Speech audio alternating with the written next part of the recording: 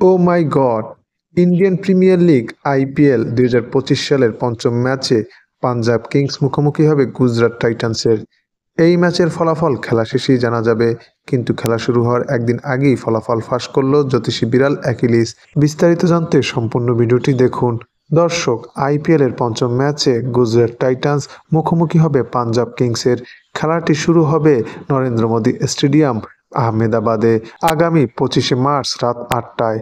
এই ম্যাচের ফলাফল উভয় দলের জন্যই খুবই গুরুত্বপূর্ণ, কেননা উভয় দলই তাদের নিজেদের প্রথম ম্যাচ খেলতে যাচ্ছে এবারের আসরে। শক্তি এবং সামর্থ্যের দিক থেকে গুজরাট টাইটান্স পাঞ্জাব কিংস প্রায় একই রকম, যদিও খেলার দিন যে দল ভালো খেলবে খেলার ফলাফল তাদের পক্ষেই যাবে।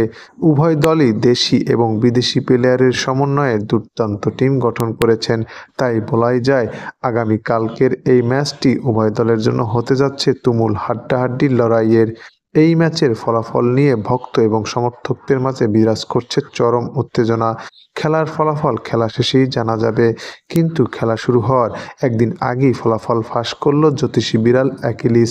বিড়ালটি ২০১৮ বিশ্বকাপেও সফলতার সাথে ফলাফল প্রকাশ করেছে। তাই তো বিড়ালটির সামনে গুজরাট টাইটান্স এবং পাঞ্জাব কিংসের পতাকা রাখা হলে পাঞ্জাব কিংসের পতাকাটি তুলে নেয়। তাই বলাই যায় এই ম্যাচে গুজরাট টাইটান্সের চেয়ে পাঞ্জাব কিংসই এগিয়ে থাকবে। দর্শক, ইন্ডিয়ান প্রিমিয়ার লিগ আইপিএলে এই ম্যাচে কে জিতবে তা জানিয়ে দিন কমেন্টসে।